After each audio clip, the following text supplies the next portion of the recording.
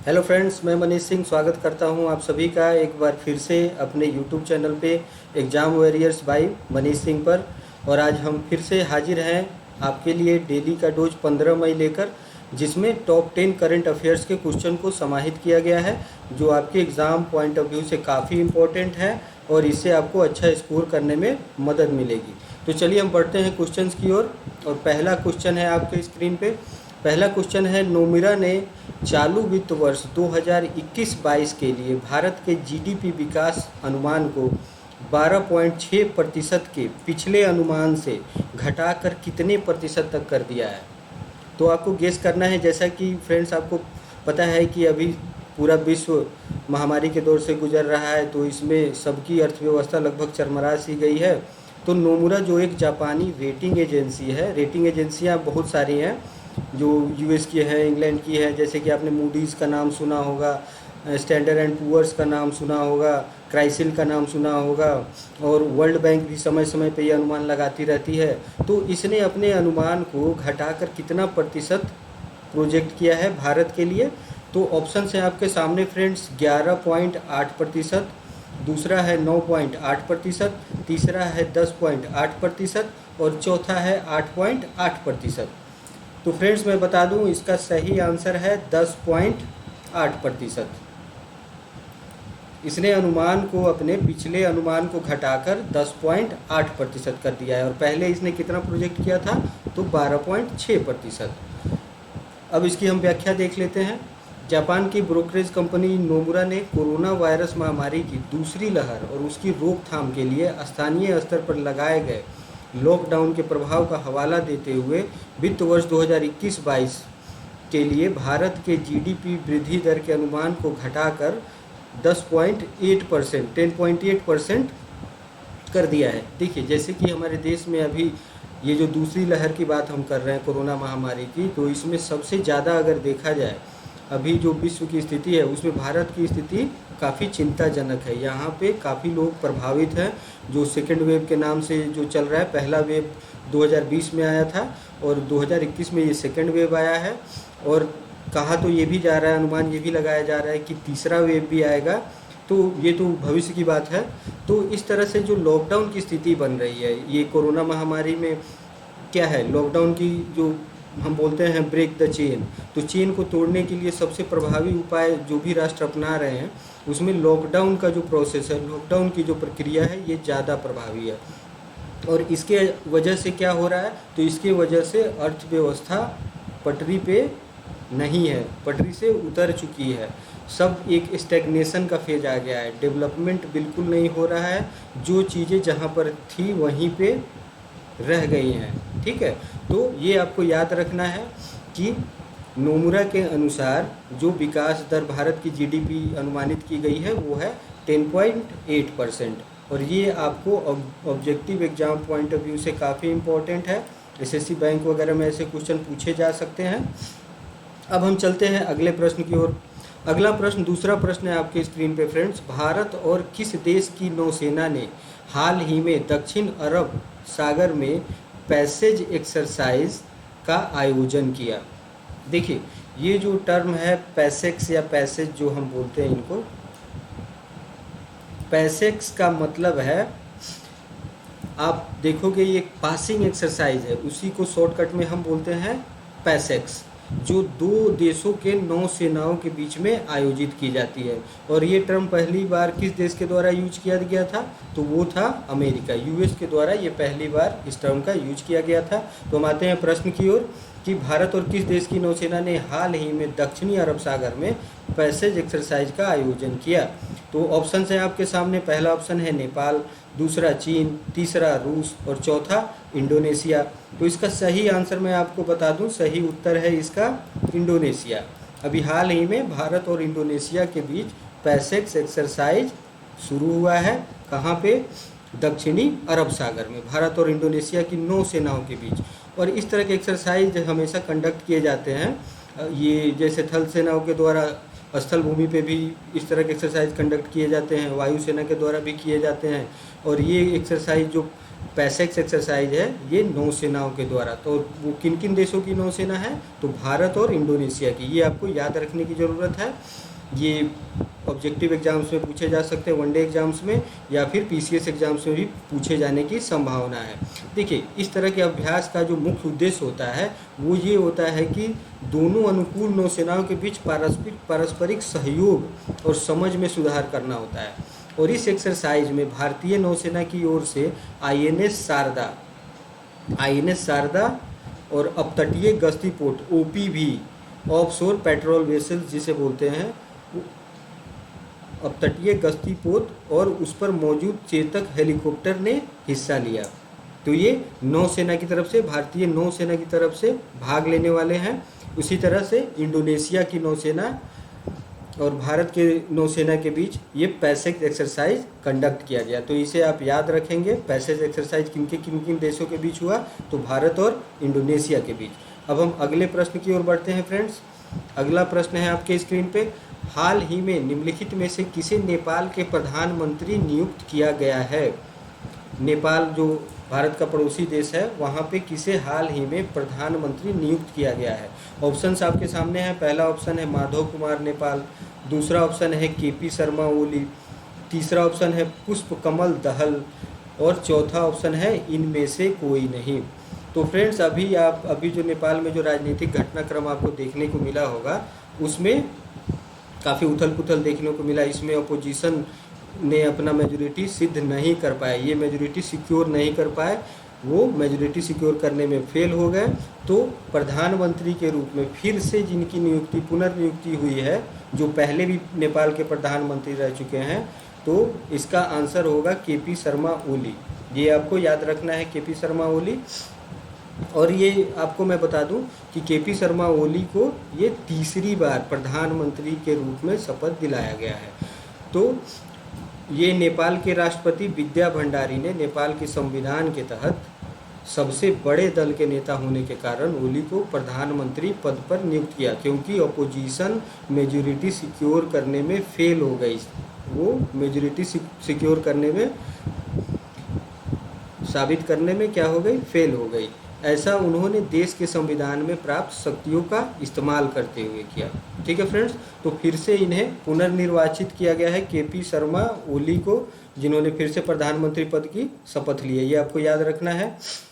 अब हम बढ़ते हैं अगले प्रश्न की ओर फ्रेंड्स। अगला प्रश्न है आपके स्क्रीन पे, चौथा प्रश्न, आईसीसी टेस्ट टीम रैंकिंग का वार्षिक अपडेट जारी होने पर निम्नलिखित में से कौन सी टीम 121 रेटिंग अंकों के साथ प्रथम स्थान पर है?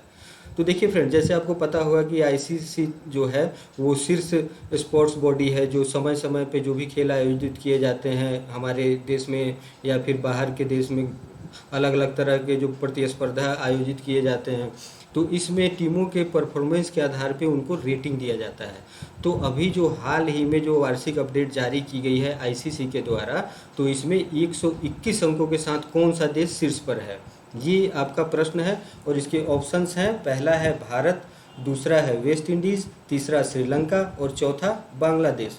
तो मैं आपको इसका आंसर बता दूं, 121 रेटिंग के साथ भारत है पहले स्थान पर।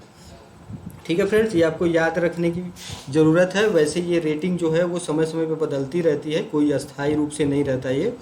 तो भारत की स्थिति की बात करें हम, तो भारत 24 मैचों में 121 रेटिंग पॉइंट के साथ इस टेबल में टॉप पर है। विराट कोहली के नेतृत्व वाली भारतीय टीम के बाद न्यूजीलैंड की टीम 120 अंकों के साथ कौन से स्थान पे है? दूसरे स्थान पे है। फिर तीसरे स्थान पे कौन सी टीम है? तो इसमें इंग्लैंड 109 रेटिंग के साथ ऑस्ट्रेलिया को पछाड़कर तीसरे स्थान पे है, और चौथे स्थान पे है ऑस्ट्रेलिया। तो आपको याद रखना है, इसमें शीर्ष स्थान पे भारत है फिलहाल में जो रैंकिंग जारी की गई है 121 रेटिंग पॉइंट के साथ। ठीक है फ्रेंड्स, अब हम अगले प्रश्न की ओर बढ़ते हैं। अगला प्रश्न है आपके स्क्रीन पे, बीसीसीआई ने भारतीय महिला क्रिकेट टीम के नए मुख्य कोच के रूप में निम्नलिखित में से किसे नियुक्त किया है? देखिए, अभी हाल की ये घटना है कि बीसीसीआई ने भारतीय महिला क्रिकेट टीम के लिए नए मुख्य कोच का जो नियुक्ति की गई है, उसमें किनका नाम है? ऑप्शंस आपके सामने हैं। पहला ऑप्शन है राहुल द्रविड़, दूसरा ऑप्शन है रमेश पोवार, तीसरा ऑप्शन है अजय जडेजा और चौथा है मोहम्मद अजहरुद्दीन। तो आप लोग गेस करो इसमें कौन सा सही आंसर है। मैं आपको बता दूं इसका सही आंसर है रमेश पुवार। रमेश पुवार पहले भी भारतीय महिला क्रिकेट टीम से जुड़े थे और ये ऑफ स्पिनर मूल रूप से ये बॉलर हैं। इनका अगर कैरियर की बात करें हम तो ये पूर्व ऑफ स्पिनर रहे हैं रमेश पवार, और इन्हें भारतीय महिला क्रिकेट टीम का मुख्य कोच हाल ही में नियुक्त किया गया है। और ये इनकी नियुक्ति जो हुई है वो किसके स्थान पे हुई है, तो इनसे पहले WV रमन थे इस पोजीशन पे, जिनको सफल करके रमेश पवार को बनाया गया है मुख्य कोच। ठीक है फ्रेंड्स, तो रमेश पवार की अगर हम कैरियर की बात करें तो ये भारत के लिए 2 टेस्ट खेले हैं और 31 वनडे अंतर्राष्ट्रीय मैच इन्होंने खेला है। और उन्होंने टेस्ट में कुल 6 और वनडे में 34 विकेट झटके हैं।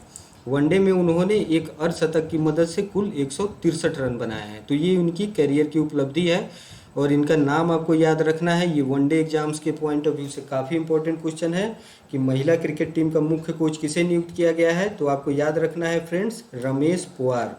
रमेश पवार को हाल ही में नियुक्त किया गया है महिला क्रिकेट टीम का मुख्य कोच। अब हम बढ़ते हैं अगले प्रश्न की ओर। अगला प्रश्न है आपके स्क्रीन पे, अंतर्राष्ट्रीय परिवार दिवस इंटरनेशनल डे ऑफ फैमिलीज निम्नलिखित में से किस दिन मनाया जाता है। देखिए फ्रेंड्स, हम पहले भी जिक्र कर चुके हैं कि कोई भी डेज या दिवस मनाया जाता है तो वो किसी व्यक्ति विशेष पे या फिर किसी अलग अलग क्षेत्रों को, अलग अलग सेगमेंट को फोकस करने के लिए मनाया जाता है कि उस विषय के बारे में जागरूकता पैदा की जा सके और उसे हम संरक्षित रख सकें। ठीक है फ्रेंड्स, तो इसमें ऑप्शंस हैं आपके सामने। अंतर्राष्ट्रीय परिवार दिवस कब मनाया जाता है, तो ऑप्शंस आपके सामने हैं। 10 जनवरी पहला ऑप्शन है, दूसरा ऑप्शन है 12 अप्रैल, तीसरा ऑप्शन है 25 जुलाई और चौथा ऑप्शन है 15 मई। तो इसमें जो सही आंसर है फ्रेंड्स वो है 15 मई। इसे हम किस रूप में मनाते हैं, इसे हम इंटरनेशनल डे ऑफ फैमिलीज अंतर्राष्ट्रीय परिवार दिवस के रूप में मनाते हैं।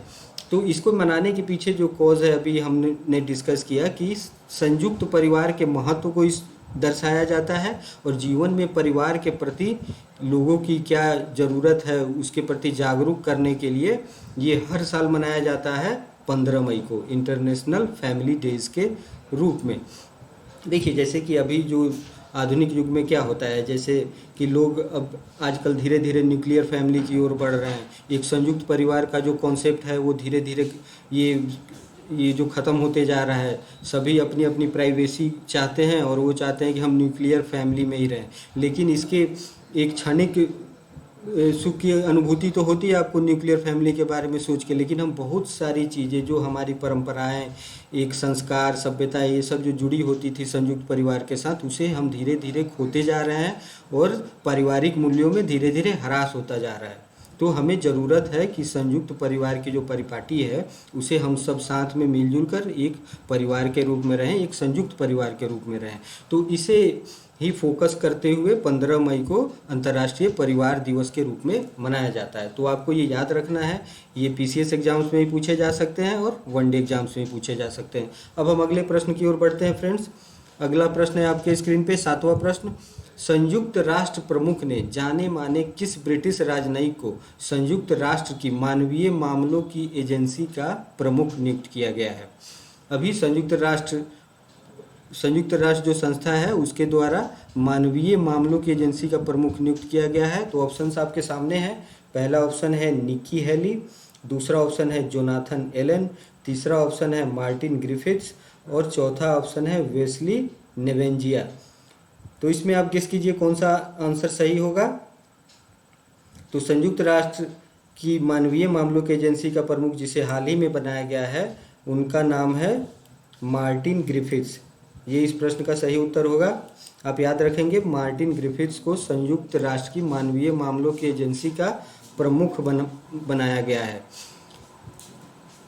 ये एक ब्रिटिश राजनयिक है। मार्टिन ग्रिफिथ्स कहाँ से बिलोंग करते हैं, तो एक ब्रिटिश राजनयिक हैं। इन्हें मानवीय मामलों की एजेंसी का प्रमुख बनाया गया है। इन्हें वैश्विक मामलों की व्यापक अनुभव है इनके बारे में कहा जाता है और ये काफ़ी सारे मामलों में, काफ़ी सारे मसलों में वो एक निर्णायक वार्ताकार की भूमिका भी निभा चुके हैं।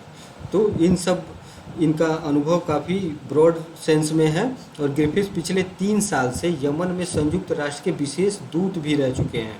तो इनके अनुभव को देखते हुए संयुक्त राष्ट्र प्रमुख ने इन्हें संयुक्त राष्ट्र की मानवीय मामलों की एजेंसी का हाल ही में प्रमुख नियुक्त किया है। तो फ्रेंड्स, आपको नाम याद रखना है, इनका नाम है मार्टिन ग्रिफिथ्स। ये एक ब्रिटिश राजनयिक है।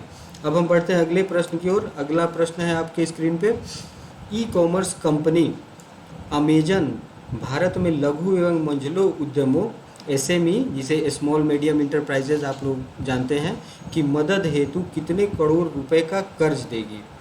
देखिए, ई कॉमर्स कंपनी, बहुत सारे ई कॉमर्स कंपनी है जो विदेशों से हमारे देश में काम करते हैं, जैसे कि अमेजन हो गया, फ्लिपकार्ट हो गया, स्नैपडील का नाम आप सुने होंगे। काफ़ी सारी ई कॉमर्स के क्षेत्र में कंपनियां एक्टिव हैं। तो ये अमेजन जो है, ये भारत में लघु एवं मझोले उद्यमों को बढ़ावा देने के लिए मदद के रूप में जो राशि कर्ज देने के लिए आगे आई है, वो कितने करोड़ रुपए हैं। इसे ऑप्शंस हैं आपके सामने।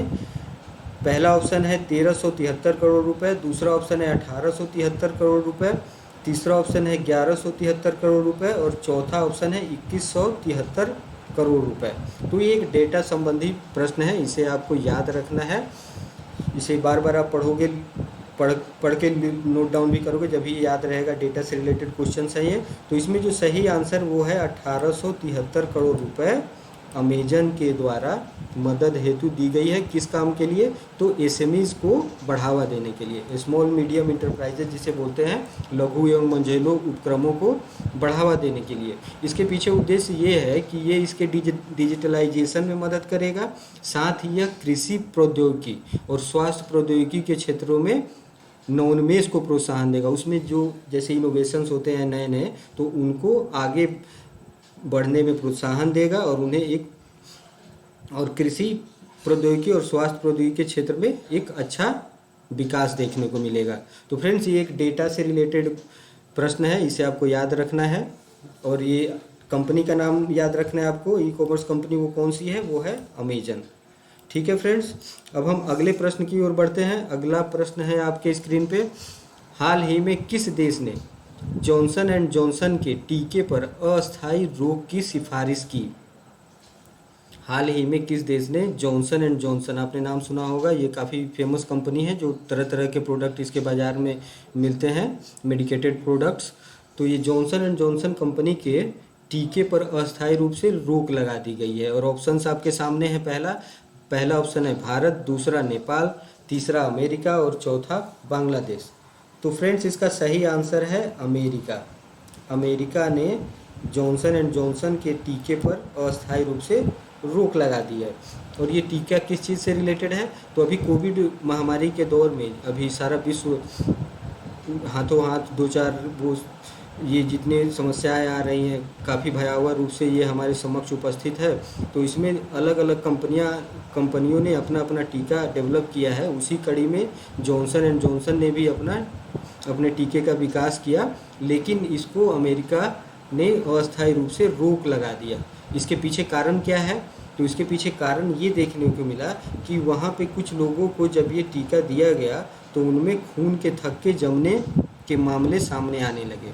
तो इसके साइड इफ़ेक्ट्स जब निगेटिव सामने आने लगे, इस वजह से अमेरिका ने इसके जॉनसन एंड जॉनसन के टीके पर रोक लगा दी अस्थायी रूप से। ठीक है फ्रेंड्स, तो हमें ये याद रखना है कि ये जॉनसन एंड जॉनसन के टीके पर रोक लगाने वाला कौन सा देश है? तो वो है अमेरिका।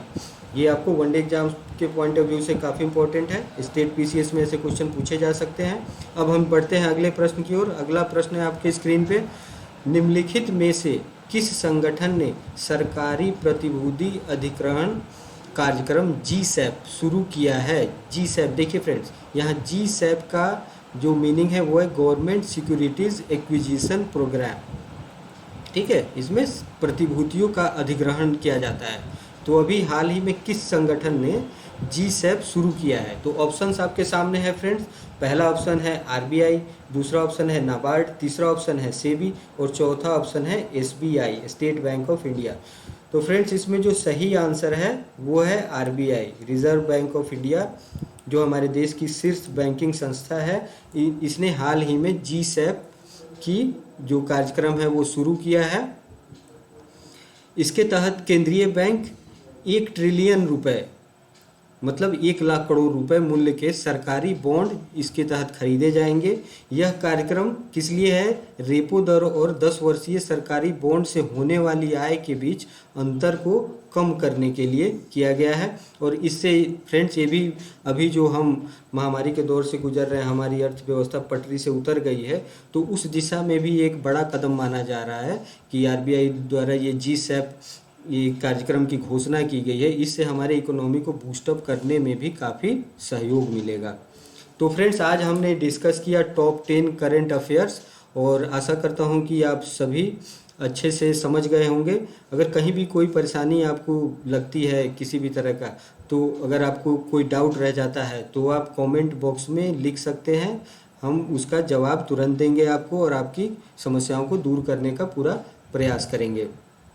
तो फिर दोस्तों कल हम फिर हाजिर होंगे नए करंट अफेयर्स, नए क्वेश्चंस के साथ जो आपके एग्जाम पॉइंट ऑफ व्यू से काफ़ी इंपॉर्टेंट्स होंगे। चाहे आप यूपीएससी की तैयारी कर रहे हो, पीसीएस की तैयारी कर रहे हो या फिर किसी वनडे एग्जाम्स की तैयारी कर रहे हो, सभी परीक्षाओं में समान रूप से ये उपयोगी साबित होगा जो करंट अफेयर हम आपके सामने लेके आते हैं। ठीक है फ्रेंड्स, तो आशा करते हैं आप सभी स्वस्थ रहें, सुरक्षित रहें। और हाँ, चलते चलते ये मैं बताऊँगा कि आप मास्क पहनना न भूलें। ठीक है फ्रेंड्स, कल मिलते हैं हम फिर नए क्वेश्चन के साथ, टॉप 10 करंट अफेयर्स के साथ, डेली के डोज के नाम से। तब तक आप स्वस्थ रहें, सकुशल रहें। धन्यवाद।